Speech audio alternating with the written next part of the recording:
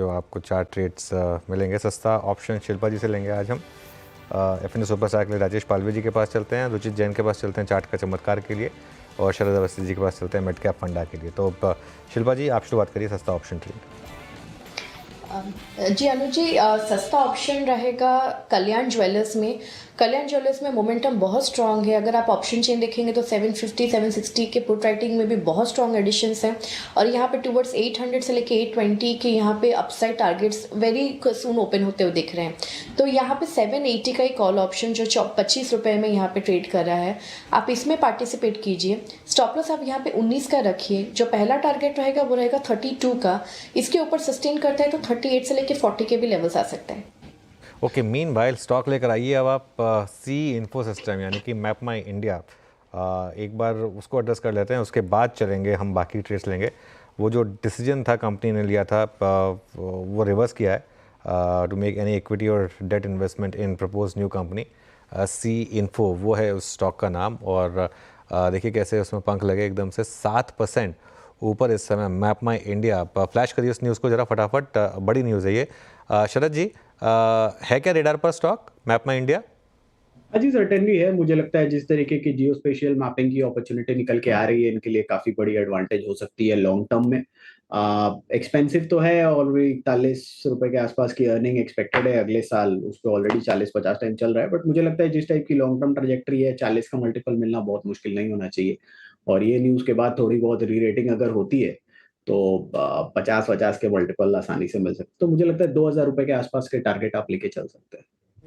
Anuj, but I don't get it, क्योंकि पहले जो डिसीजन आया था आई एम श्योर उस पर बोर्ड ने विचार विमर्श किया होगा और उसके बाद ही वो डिसीजन आया होगा। अब इस प्रेस रिलीज में फिर से कहा जा रहा है the board and management believe that the focus of the company should remain with B2B and B2B2C sectors that constitute 99% of the revenues. तो पहले इसको ट्रांसलेट कर देता हूँ। पहले आप क्या कर रहे हैं? इसको ट्रांसलेट कर देता हूँ। हमने एक डिसीजन लिया, हमने सोचा था कि मार्केट में कोई रिएक्शन नहीं आएगा। हमने मार्केट की रिएक्शन देखी तो हमको पता चल गया कि अब ये नहीं करना चाहिए हमको, तो हमने ये डिसीजन वापस ले लिया। लेकिन अब हम ये इन एज मेनी वर्ड्स नहीं बोल सकते, इसके लिए अब हम थोड़ा सा ये लाइन ले रहे हैं।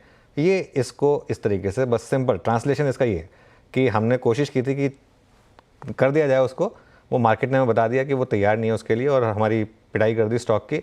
तो वो ऑब्वियसली हमने डिसीजन लिया, और अब ये हम इसको इस तरीके से कम्युनिकेट कर रहे हैं बेसिकली। तो मैपल्स को जो अलग बिजनेस बनाने की जो तैयारी थी वो बेसिकली डिसीजन स्क्रैप हो चुका है। और एक बार दिखाइए, एक महीने में आई थिंक उससे ज़्यादा 14 दिनों का चार्ट दिखाइए इसका प्लीज़, क्योंकि हर रोज़ इसकी आकर बहुत धुलाई हो रही थी।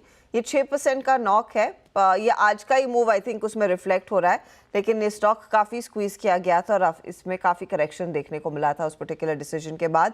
आई डोंट नो इस तरह का रिएक्शन तुरंत प्रभाव से आना चाहिए या नहीं। आई एम ग्लैड कि कंपनी को लग रहा है कि इन्होंने फीडबैक लिया है, जो बाजार को पसंद नहीं आया उसको रिवर्स किया है, लेकिन इशू तो है। ये ठीक है, मतलब इशू तो है, लेकिन एटलीस्ट मार्केट इसको रिस्पेक्ट कर रहा है। देखिए टाइम लगेगा अब स्टॉक को वापस अपने हाइस पे जाने में, लेकिन एटलीस्ट यहाँ पर इस चीज़ को रिस्पेक्ट किया। अच्छा चलिए आगे बढ़ते हैं। वो ट्रेड्स हम पूरी कर रहे थे 4 का चौका में, ये तो हो गया स्टॉक। अब राजेश पालवे जी का स्टॉक ले लेते हैं, एफएनओ सुपरस्टार। राजेश जी बताइए आपकी ट्रेड। तो अनुज जी, मेटल स्पेस पे फोकस है और जिंदल स्टील एंड पावर यहाँ पे पसंद आ रहा है। सारी मेटल स्टॉक्स में एक अच्छा बाइंग इंटरेस्ट देखने को मिला पिछले आधे घंटे के दरमियान, और हमें लगता है जिंदल स्टील एंड पावर जिस तरीके से डे हाई की तरफ ट्रेड कर रहा है, यहाँ पे स्टॉक ने कंफर्टेबली सारे इंपॉर्टेंट मूविंग एवरेजेस के ऊपर सस्टेन कर रहा है। ये स्टॉक को बाय किया जा सकता है। फ्यूचर्स के टारगेट एक्सपेक्ट कर रहे हैं यहाँ पे आ सकते हैं करीब 980 985 की तरफ। डाउन साइड में स्टॉप लॉस रखेंगे करीब 956 के आसपास। ओके, तो ये फिलहाल आपके लिए JSPL पर एक व्यू आ रहा है। रुचित, चार्ट का चमत्कार? इस चार्ट के चमत्कार में वोल्टास में खरीदारी की सलाह रहेगी। सो आइडियली एक अच्छा करेक्टिव फेज हमने रिसेंटली देखा है, और ये करेक्शन के बाद आज फिर से कंसोलिडेशन का ब्रेकआउट दे रहा है स्टॉक। मोमेंटम भी पॉजिटिव है, वॉल्यूम्स भी अच्छे हो रहे हैं। तो 1710 के स्टॉप लॉस से यहाँ पे खरीदारी करने की सलाह है 1830 के अराउंड के टारगेट्स के लिए।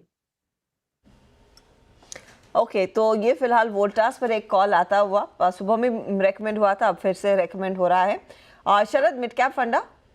जी, हमारा मिड कैप फंडा होगा शीला फोम्स। कंपनी करलॉन और स्लीपवेल जैसे मेजर ब्रांड्स की ब्रांड्स को बेचती है, और करलॉन के एक्विजिशन के बाद अब लगभग उसका इंटीग्रेशन कंप्लीट हो गया है, जिसकी वजह से कॉस्ट एफिशिएंसीज भी देखने मिलनी चाहिए।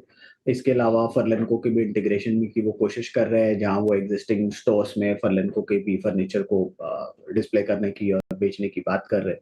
तो मुझे लगता है आने वाले समय में यहाँ पे डिमांड काफ़ी स्ट्रॉन्ग रहनी चाहिए, और इनके जो रॉ मटेरियल है वो डेरिवेटिव ऑफ क्रूड है, वहाँ हम किसी तरीके का प्रेशर नहीं देख पा रहे। तो रॉ मटेरियल प्रेशर नहीं रहना चाहिए। प्लस जैसे-जैसे जो एक्सपेंशन भी ये कर रहे हैं गुजरात वाले प्लांट में, शायद 3 गुना कर रहे हैं कैपेसिटी को, स्पेन में एक फैसिलिटी है उसको भी एक्सपैंड कर रहे हैं। तो ये सारे एक्सपेंशंस जैसे-जैसे प्ले आउट होते हैं और करलॉन और फर्लेंको को एक्विजिशंस भी जैसे-जैसे इंटीग्रेट होते हैं, हमारा ये मानना है कि कंपनी में ग्रोथ काफ़ी स्ट्रॉन्ग रहनी चाहिए। ब्रांड काफ़ी स्ट्रॉन्ग है, नए प्रीमियम ब्रांड्स भी इन्होंने इंट्रोड्यूस किए हैं। बजट मार्केट्स में भी इन्होंने नए ब्रांड्स इंट्रोड्यूस किए हैं, नए प्रोडक्ट्स इंट्रोड्यूस किए हैं। तो ऑल राउंड स्ट्रैटेजी है पूरी चेन को कवर करने की, तो मुझे लगता है आने वाले समय में इनको इसका बहुत बड़ा फ़ायदा मिलना चाहिए। तो अगले साल हम ये उम्मीद कर रहे हैं कि 15% के आसपास की टॉप लाइन ग्रोथ, और बॉटम लाइन में लगभग कंपनी 32 से 35 रुपए के आसपास की अर्निंग्स डिक्लेयर करेगी। 40-50 का मल्टीपल मिलना बहुत मुश्किल नहीं होना चाहिए। तो लगभग 1200-1300 रुपए के इनिशियल टारगेट्स के हिसाब से शीला फोम्स। शीला फोम 1200 के टारगेट्स के लिए एक मौका। स्टॉक 5% ऊपर। पिछले हफ्ते भी शीला फोम में काफ़ी तगड़ी तेज़ी देखने को मिली थी, कई दफ़ा ये रेकमेंड भी हुआ है। चलिए फटाफट से एक रिकैप आपके लिए लेकर आएंगे, फिर एक और दिलचस्प डेटा आपके सामने पेश होगा। कल्याण ज्वेलर्स के साथ शुरुआत हुई। शिल्पा राउत कैरी 780 का कॉल 25 पर है, 32 और 38 के टारगेट के लिए मौका तेज़ी का बन रहा है। फिर आया राजेश पालविया का JSPL 980, 985 के लिए एक मौका तेज़ी का। वोल्टास पिक थी रुचित की, चार्ट का चमत्कार के तौर पर 1830 के टारगेट के लिए बाई साइड, 1710 आपका स्टॉप लॉस। और अब बात हो रही है शीला फोम की, 5.5% ऊपर है काउंटर, 1200 तक के टारगेट्स यहाँ पर दिए जा रहे हैं।